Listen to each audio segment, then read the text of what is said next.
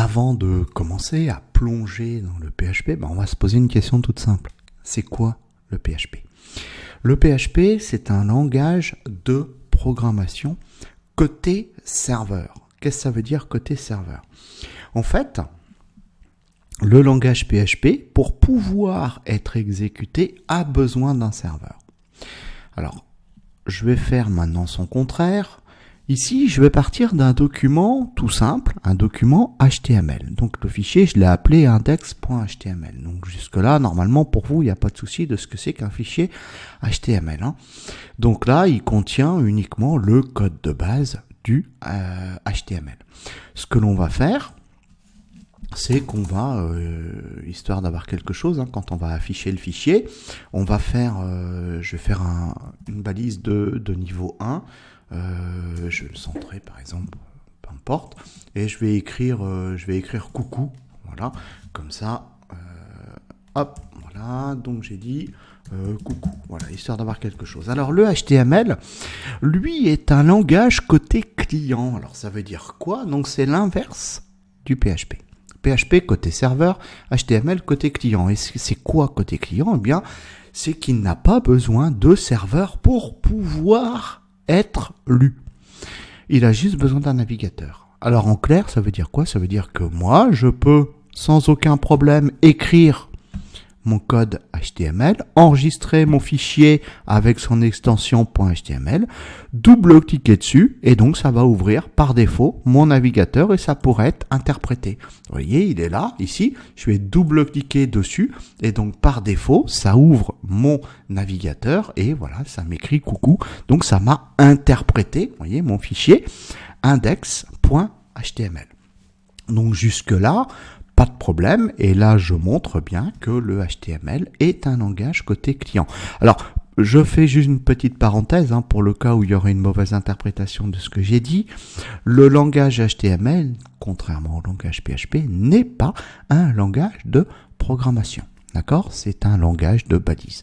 Mais c'est un langage côté client, et c'est là que je voulais faire le parallèle entre un langage côté client et un langage côté serveur. En guise d'exemple pour un autre langage côté client, on a le JavaScript par exemple. Bon, on continue. Alors maintenant, justement, pour bien comprendre le côté langage côté serveur, je vais partir de mon fichier index.html et je vais dire enregistrer sous. Et qu'est-ce que je vais faire? Je vais simplement modifier l'extension. Je vais plus dire enregistrer sous index.html, mais index.php. Voilà. Et vous remarquerez qu'en fin de compte, au niveau de sa structure, ça reste du HTML. C'est pareil, j'ai rien changé. J'ai juste modifié l'extension. Donc là, je me retrouve avec un fichier, donc index.html, et un fichier index.php. Qu'est-ce qu'on a vu précédemment? Quand je double-cliquais sur le fichier index.html, j'ouvre mon navigateur et j'interprète le contenu de mon fichier. En revanche, quand je vais double-cliquer sur mon fichier index.php, je n'ouvre pas de navigateur. Vous voyez qu'en fait, j'ouvre mon éditeur de code parce que j'ai besoin d'un serveur pour pouvoir exécuter un fichier PHP, pour pouvoir le lire.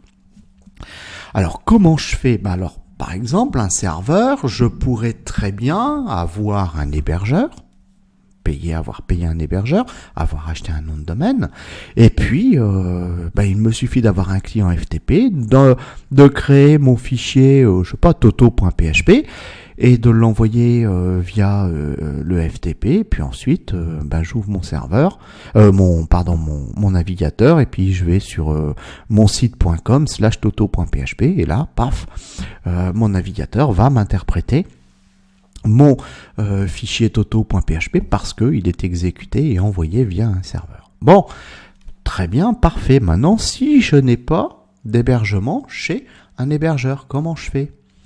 Pas de problème, je peux télécharger un serveur local et l'installer sur mon ordinateur. Et ce, peu importe l'OS que j'ai. Je peux être sous Windows, je peux être sous Mac, je peux être sous Linux, il n'y a pas de souci, je peux récupérer un serveur local. Alors, comment je fais pour récupérer un serveur local? Comment il s'appelle? Bon, c'est très simple. Vous prenez votre outil de moteur de recherche favori, hein, voilà. Et si vous êtes sous Windows, vous tapez WAMP. Voilà, vous effectuez une requête WAMP. Et là, vous allez tomber sur un site qui va vous permettre de pouvoir télécharger un serveur local dédié à Windows. Si vous êtes sous Mac, vous allez taper MAMP.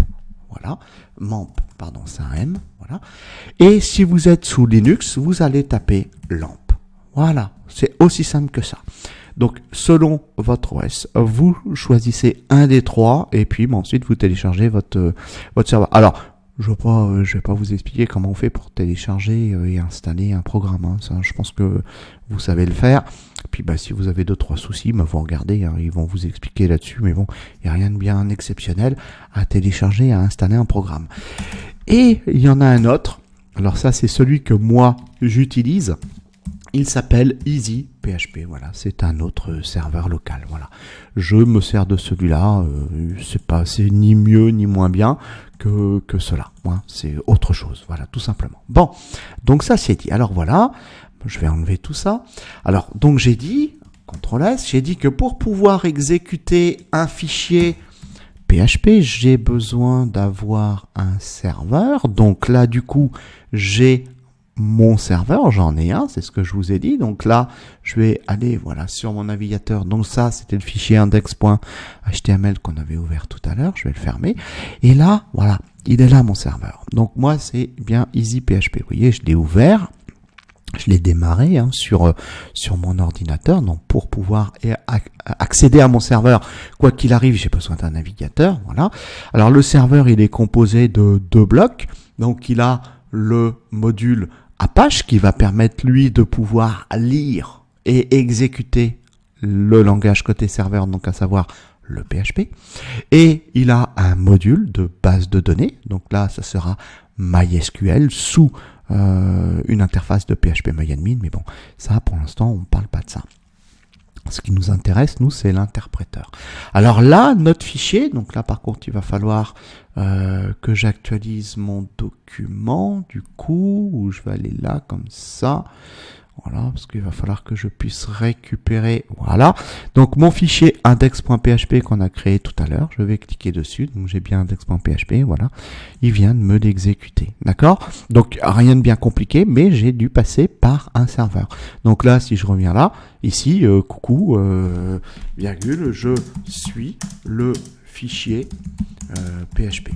CTRL-S, voilà. Vous voyez que j'ai fait aucun PHP, hein. J'ai écrit que du HTML. Voilà, mais ça n'empêche pas que je peux l'enregistrer en PHP.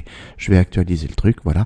Coucou, je suis le fichier PHP. Alors j'ai dû faire un petit truc qui va pas, voilà.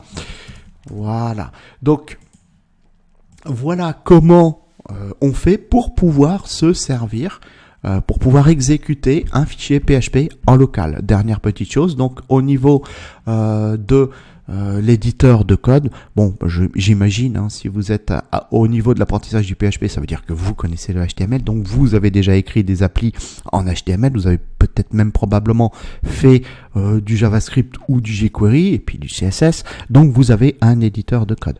Donc là, moi, le mien, il s'appelle Dreamweaver, il y en a des centaines et des centaines, il y en a des gratuits, il y en a des payants, vous servez de ce que vous voulez, vous pouvez même utiliser le bloc-notes de Windows. J'ai fait moi-même des centaines et des centaines et des centaines de pages web juste avec l'éditeur de Windows. Voilà, c'est tout pour ce cours. Je vous remercie pour votre attention.